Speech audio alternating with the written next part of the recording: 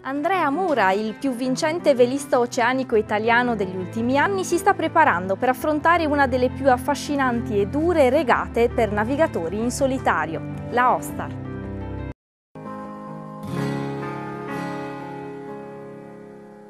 L'Open 50 Vento di Sardegna dello skipper sardo Andrea Mura è pronto a tornare in acqua dopo la messa a punto invernale per rendere la carena più competitiva.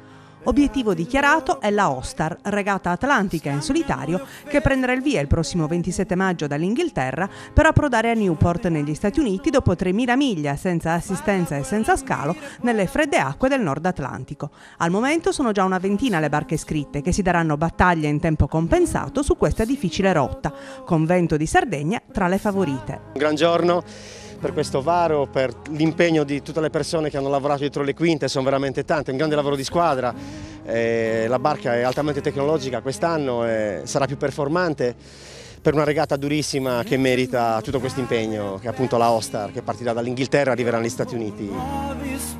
Si rinnova quindi l'impegno di Vento di Sardegna nel far viaggiare nel mondo un'immagine vincente, con il vessillo dei 4 mori in rappresentanza della regione Sardegna e del suo popolo. E non a caso, alla presentazione della nuova imbarcazione nella banchina della Marina di Sant'Elmo a Cagliari, ha partecipato il presidente Ugo Capellacci in veste di padrino del varo.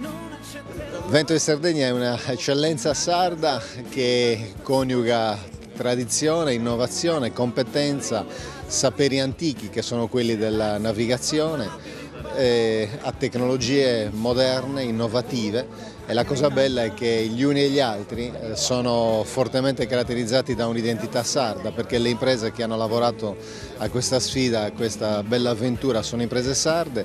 Andrea Mura è un sardo doc, Vento di Sardegna solcherà i mari, richiamerà i media di tutto il mondo e porterà il nome della Sardegna, dell'eccellenza della Sardegna, del coraggio della Sardegna nel mondo.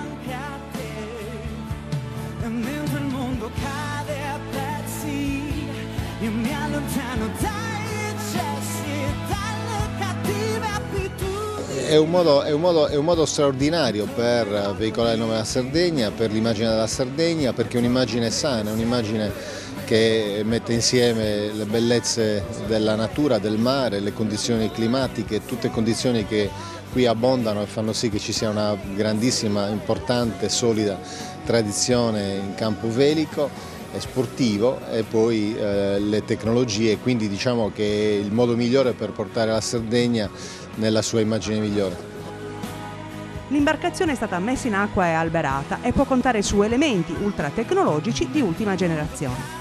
In primis direi le vele, che sono il motore della barca e sono molto più leggere, il 50% più leggere delle precedenti, quindi oltre 100 kg risparmiati, che vuol dire meno fatica a issarle e molte più prestazioni, in fibra di tachinora e carbonio, e le abbiamo realizzate qua a Cagliari.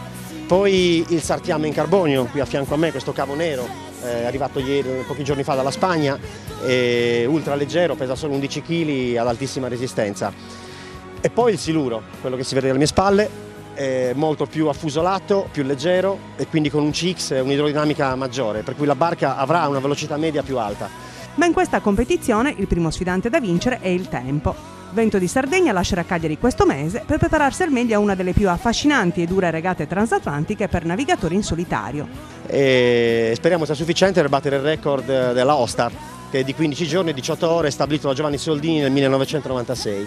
Andrea Mura non è nuovo a queste sfide così impegnative. La sua è una serie di successi, tanto che solo nel 2012 il velista cagliaritano ha attraversato l'Oceano Atlantico per ben 2 volte in soli 3 mesi, per un totale di oltre 6.000 miglia. Ad Andrea i nostri migliori auguri.